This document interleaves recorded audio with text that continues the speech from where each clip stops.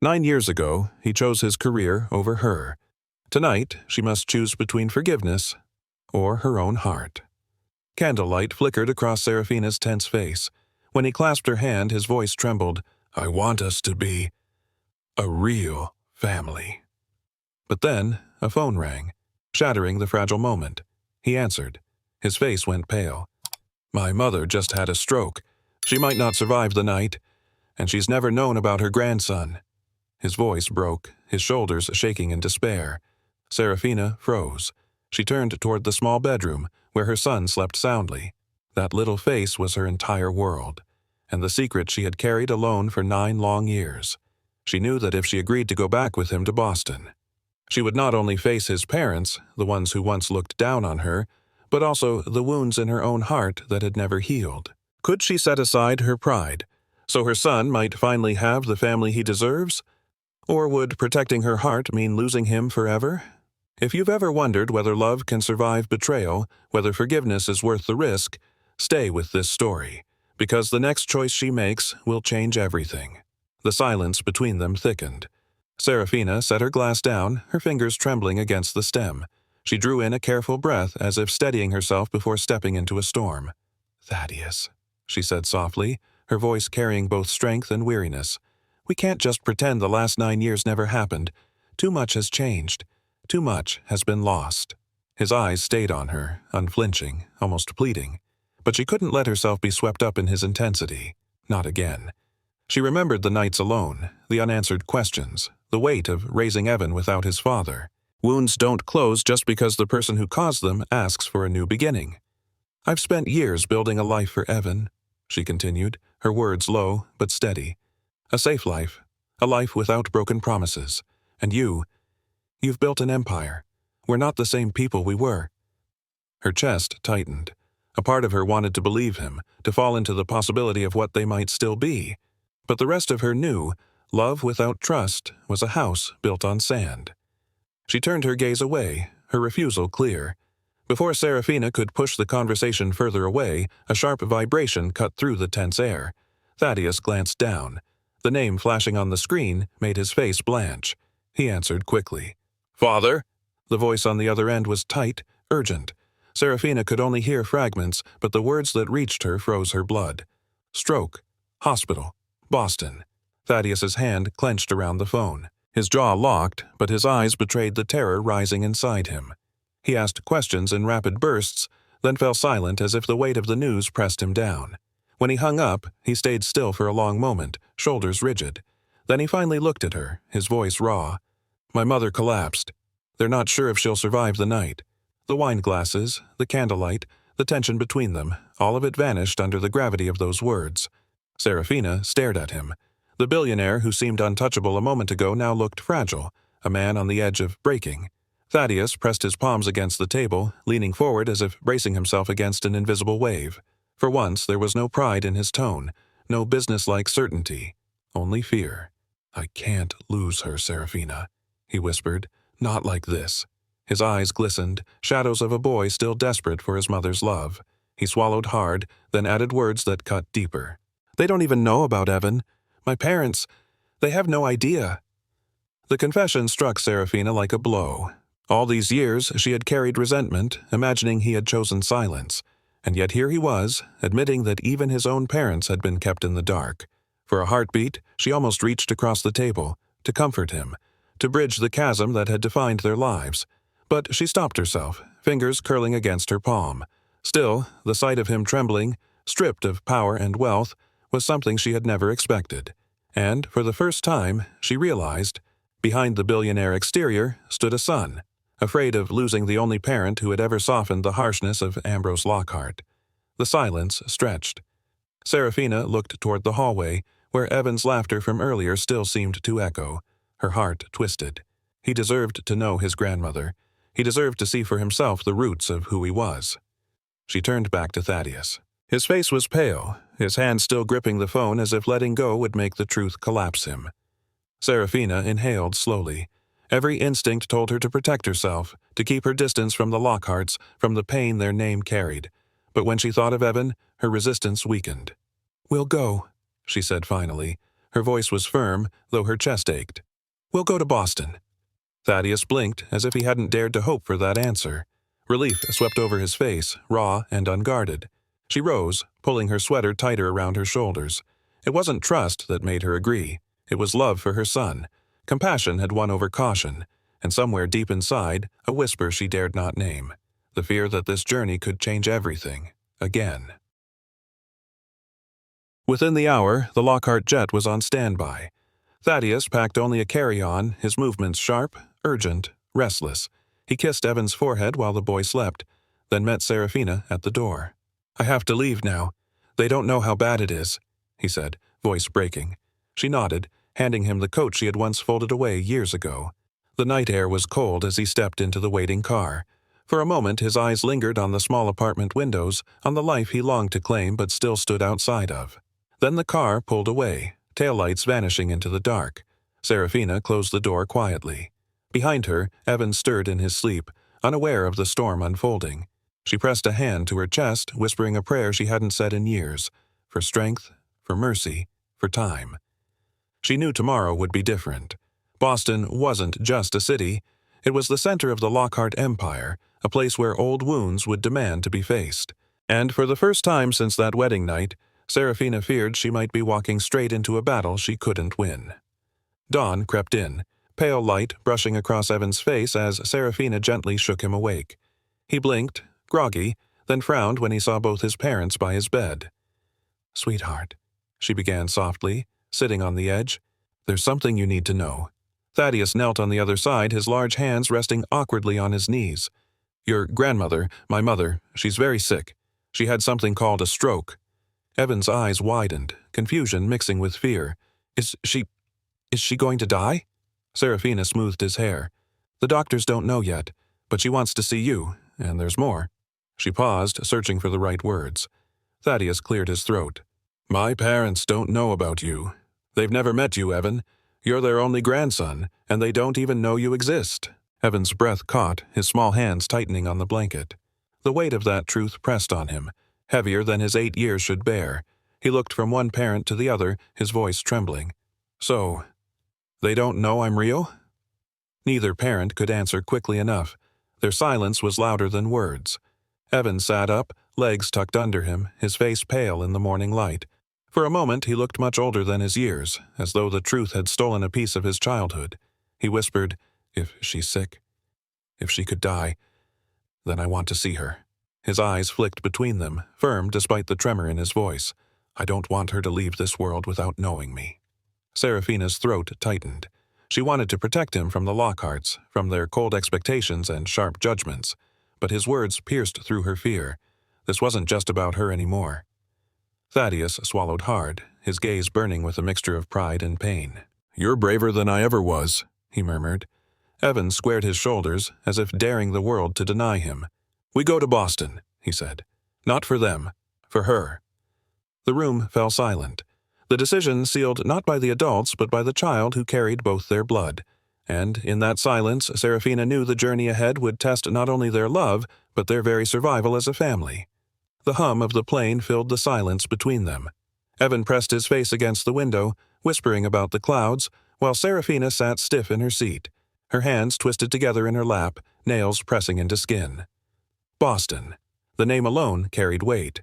She pictured Ambrose Lockhart's stern gaze, his cold disapproval, his power stretching farther than any courtroom, and Cordelia, gentle, quiet, but hidden behind the walls her husband built.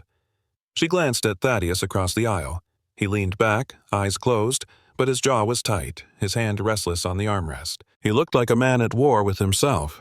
Every mile closer brought new questions. Would they accept Evan? Would they reject him? And what would that rejection do to her son? The seatbelt light blinked on. The captain's voice announced descent. Seraphina's chest tightened. This wasn't just a flight across states. It was a flight into the past she had tried so hard to escape. She reached for Evan's hand. His small fingers squeezed hers back, as if promising her courage she couldn't find on her own. At Logan Airport, the usual chaos of taxis and shuttles swirled. But at the curb, a black car stood apart, gleaming under the morning sun. A driver in a crisp suit held a sign, Lockhart. Evan tugged at his mother's sleeve. Is that for us?" His voice carried awe. Seraphina's stomach tightened. She had expected to slip into Boston quietly, not be claimed so publicly. The driver bowed slightly. "Mr. Lockhart has sent me to bring you home." Home. The word struck her. It wasn't her home. It never had been. The car doors opened with a smooth click. Inside, the leather seats, the faint scent of polish, the silence that demanded respect. Evan climbed in, wide-eyed, touching the buttons with innocent wonder. Seraphina sat stiff beside him, the weight of the Lockhart name pressing down heavier than the car itself. This wasn't a ride.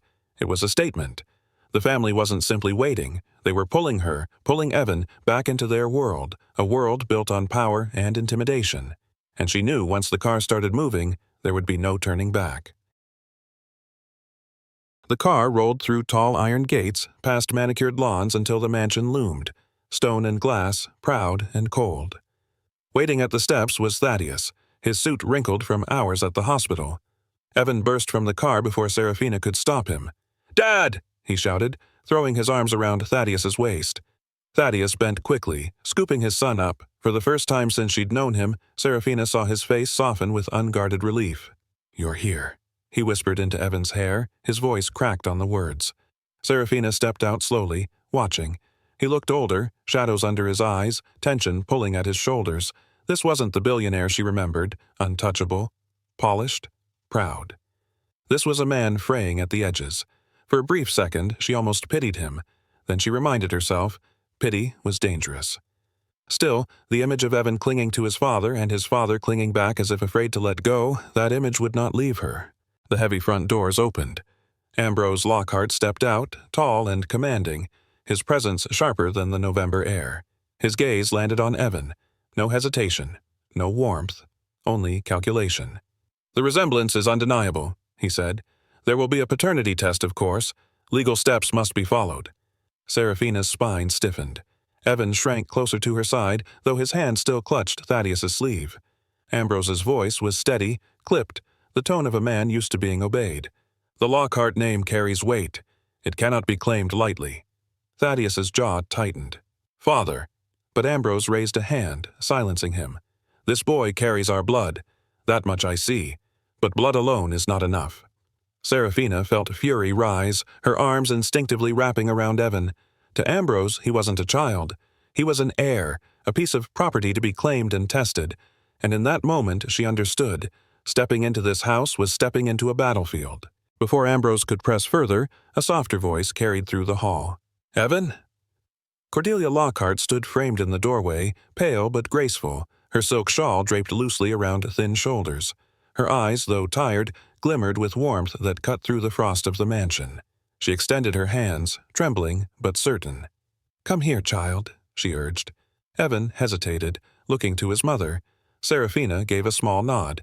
Slowly, he stepped forward. Cordelia knelt as best she could, ignoring the protest of her body, and pulled him gently into her arms. Her tears wet his hair. "You're real," she whispered. "My grandson.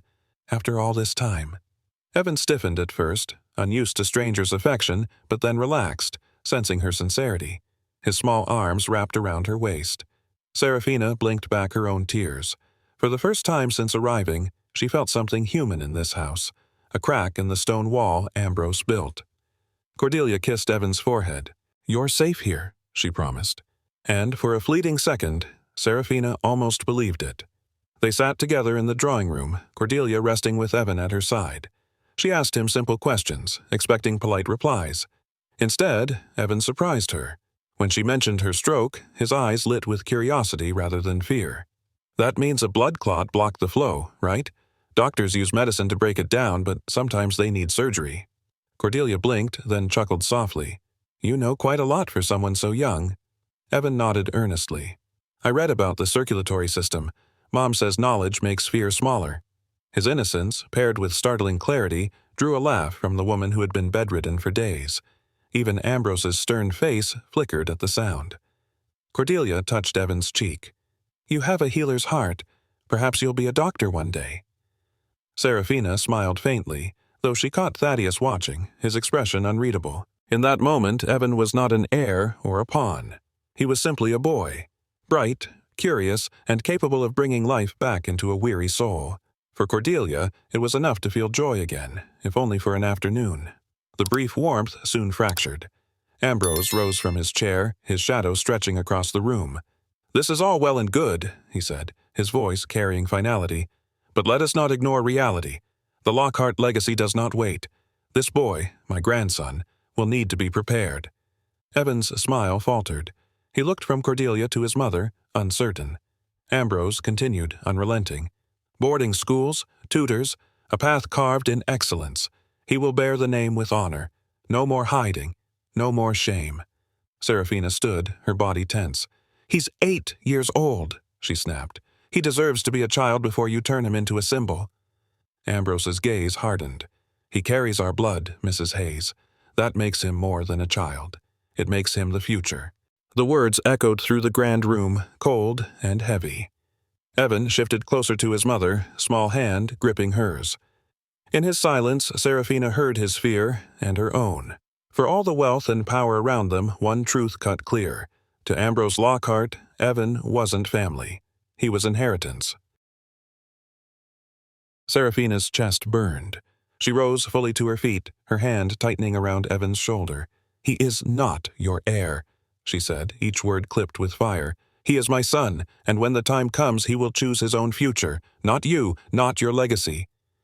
Ambrose's brows drew together, his authority challenged in his own house. "Do not mistake sentiment for strength, Mrs. Hayes.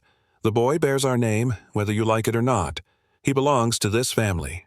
Her voice sharpened. "He belongs to himself, and I'll fight anyone who forgets that. Even you." The room froze. Thaddeus looked between them, torn, his lips parting but no words coming. Cordelia's hand shook on her teacup, her eyes brimming with quiet pain.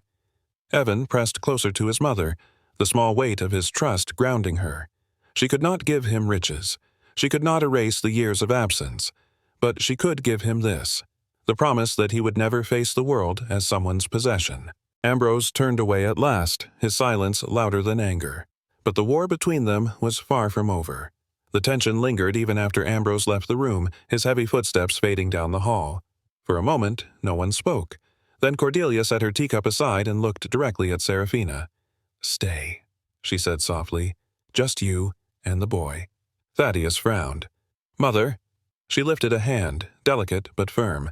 "Please, let me have this time." Reluctantly, Thaddeus obeyed, leaving them in the quiet drawing room. The fire crackled, casting light across Cordelia's pale face. Evan perched on the edge of his chair, eyes wide, sensing something important was coming. Cordelia reached out, her fingers brushing his small hand. "You remind me of him," she whispered, glancing toward the door Thaddeus had taken. "But you remind me of her, too. Stronger than you know." Seraphina's heart tightened. There was a weight in Cordelia's voice, a burden that had been carried too long. "I owe you the truth," the older woman said. "For too many years I let silence do harm. Tonight, I won't remain silent." Seraphina leaned forward, bracing herself. She knew what was coming would change everything. Cordelia's eyes glistened, the firelight catching the sorrow etched into every line of her face. "When you and Thaddeus were young, I knew. I saw the way you looked at each other. I saw the hope in his eyes when he spoke of you. But Ambrose—" Her voice faltered.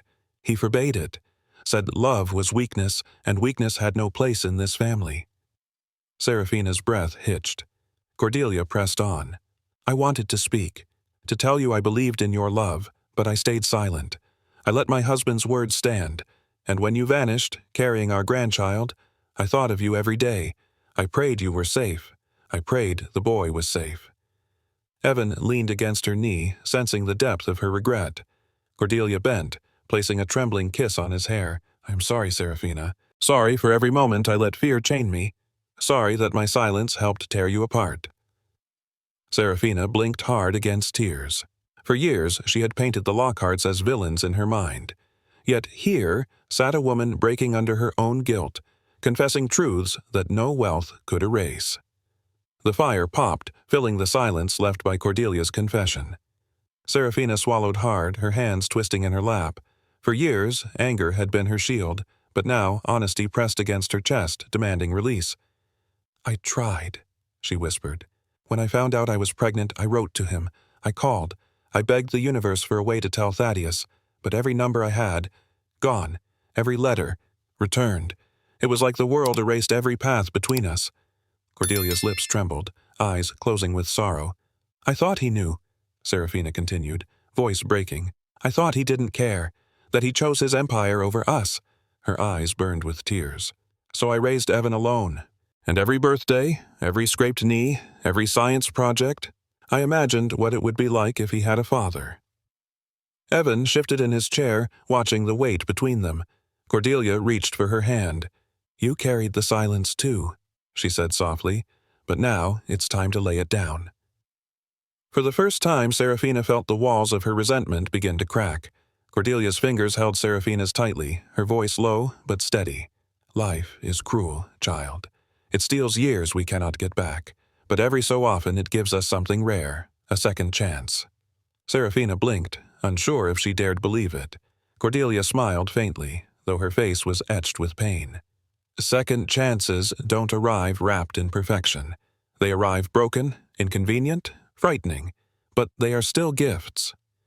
Her gaze moved to Evan, who sat between them, his eyes wide. That boy is proof. He is the bridge between what was lost and what might still be found. Don't turn away out of fear. Seraphina's throat tightened. You make it sound easy. Cordelia shook her head gently. It will never be easy, but the only thing harder is living with regret. The words lingered in the quiet room, sinking deep into Seraphina's heart. For the first time, she wondered if love wasn't meant to be perfect, just brave enough to try again. The doors swung open, breaking the fragile peace. Ambrose entered, his presence filling the room like a storm. I've made arrangements, he announced. Evan will remain here in Boston. Tutors will begin immediately. He will be raised as a Lockhart, as he was meant to be. Thaddeus stood abruptly. Father, no. He belongs with his mother, with us. Ambrose's eyes narrowed. You mistake comfort for destiny. This boy is not just a child. He is the heir to everything I've built. His life is bigger than playrooms and bedtime stories. Seraphina shot to her feet, fury blazing, but Thaddeus stepped forward, his voice sharp. If you try to take him, you'll lose more than your legacy. You'll lose me. Ambrose's expression hardened, a man unaccustomed to resistance. Then perhaps I already have. The air crackled with tension, 3 generations colliding under one roof, each pulling at Evan from a different side. The shouting stopped when a smaller voice cut through the room. Stop! Evan stood in the middle of the carpet, his fists clenched, his face pale but fierce. He looked straight at Ambrose, his chin lifted with innocent defiance. If you make my mom cry, he said clearly, I won't stay here. I don't care how big your house is. I don't care about your money. If she's not happy, then I don't want any of this. The silence that followed was deafening. Ambrose blinked, stunned that an 8-year-old had reduced his empire to nothing with a single truth. Cordelia pressed her hand to her mouth, tears glimmering. Thaddeus's chest swelled with pride and shame all at once. Seraphina knelt, pulling her son close, her eyes burning as she whispered, That's my boy. Ambrose turned away, his authority fractured by a child's simple demand. And in that moment, the battle lines in the Lockhart family shifted, not by power, but by love spoken aloud. The tension in the room crackled like static, but Cordelia's body betrayed her strength. Her hand slipped from the armrest, her breath uneven, her voice faint. Enough, she whispered. Instantly, the doctor rushed forward, checking her pulse, scanning her face for signs of strain. Mrs. Lockhart needs rest, he said firmly. This stress is dangerous. Ambrose opened his mouth to protest, but Seraphina cut him off. No more arguments. Not here. Not now. Thaddeus placed a hand on his mother's shoulder, his voice softer than it had been all evening. We'll give you peace, Mother.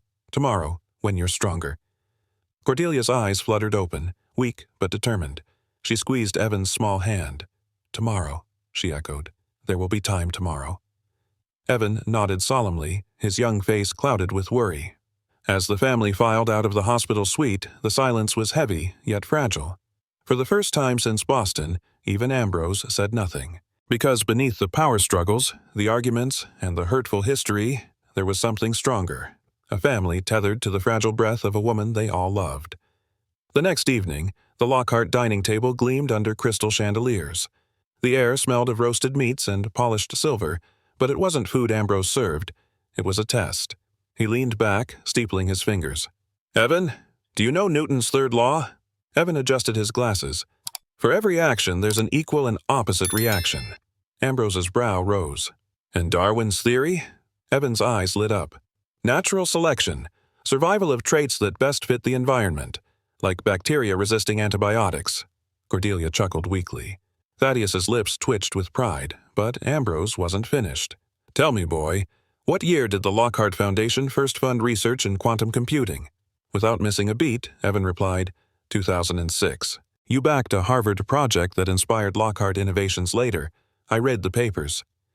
The table fell silent. Ambrose's fork stilled, his gaze narrowing not with disapproval, but recognition. "Impressive," he admitted grudgingly. "The bloodline speaks." Evan looked at his mother, then at his father. "It's not just blood," he said quietly. "It's what people teach you." Cordelia smiled through tears. For once, Ambrose had no reply. The victory at dinner lasted only moments before Thaddeus's phone vibrated. He excused himself, stepping into the hall, but his voice carried back, sharp and urgent. "What do you mean, the breach isn't contained?" Seraphina's fork froze midair. Evan's eyes darted to her, sensing the shift. Thaddeus returned, pale and grim. "There's been a leak. Lockhart Innovation's security protocols are compromised. Stock dropped 12% in a single day." Ambrose seized on it instantly. "I warned you. You built too fast, without the foundation of experience." Thaddeus snapped, "This isn't about your empire. This is about clients losing trust, and livelihoods at stake." Seraphina caught the tremor in his hands. This wasn't just business. This was his life's work, teetering on collapse. Evan whispered, "Dad, is it because of the vulnerability I found?" The room stilled. Ambrose leaned forward, eyes glittering. "What vulnerability?" Thaddeus shot him a warning glare. "Not here! Not in front of him!" But Evan had already seen it. The way fear clouded his father's gray eyes, the weight of a billion-dollar empire balanced on a single flaw. For the Lockharts, the battle had just shifted, from bloodlines to survival. The grown-ups argued in sharp tones, but Evan sat quietly, fingers drumming the table. He thought back to the science fair project he had obsessed over. Cyber defense, patterns in code, the weak spots that could be patched. His eyes widened. "Dad," he said suddenly. The room stilled. "It's the authentication loop. If the backup server isn't cross-checked, someone can slip through. You're protecting the front door but leaving the window wide open." Thaddeus blinked, stunned. "How do you know that?" Evan shrugged. "I read about it online when I was building my model. Your team probably missed it because it looks like a minor glitch." Ambrose leaned forward, intrigued. "The boy may have just saved your company."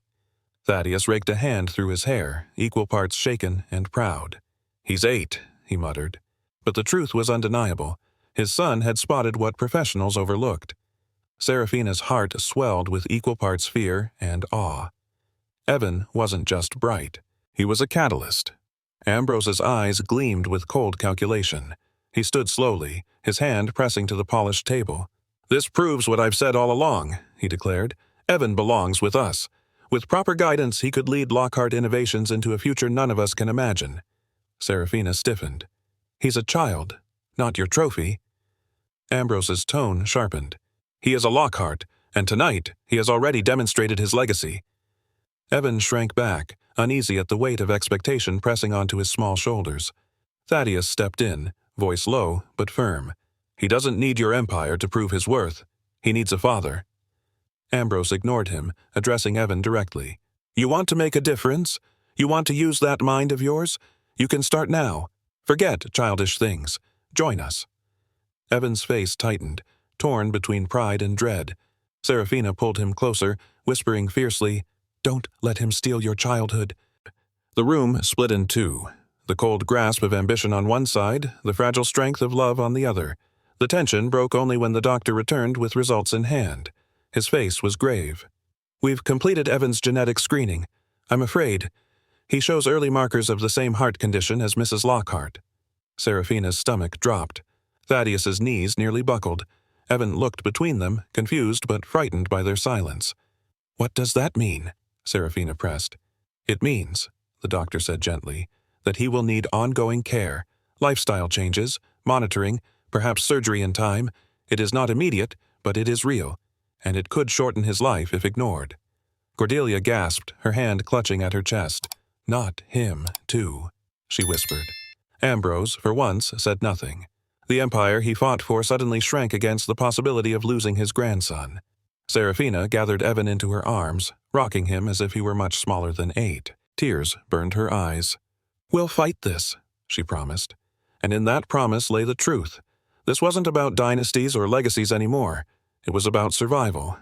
That night, as the mansion quieted, Thaddeus stood at the window, staring at the city skyline. His phone buzzed with updates. Stock crashes, panicked investors, a board demanding answers. He silenced it. Behind him, Seraphina sat with Evan curled against her side, the boy finally asleep after hours of fear. Thaddeus turned, his gaze lingering on them. The empire he had built was slipping through his fingers, yet here lay the only empire that truly mattered. He walked over, kneeling beside the couch. His hand brushed Evan's hair. "I can rebuild a company," he whispered, "but I can't rebuild time with him. Not again." Seraphina met his eyes, startled by the raw certainty in his voice. "I choose him," Thaddeus said firmly, "no matter the cost."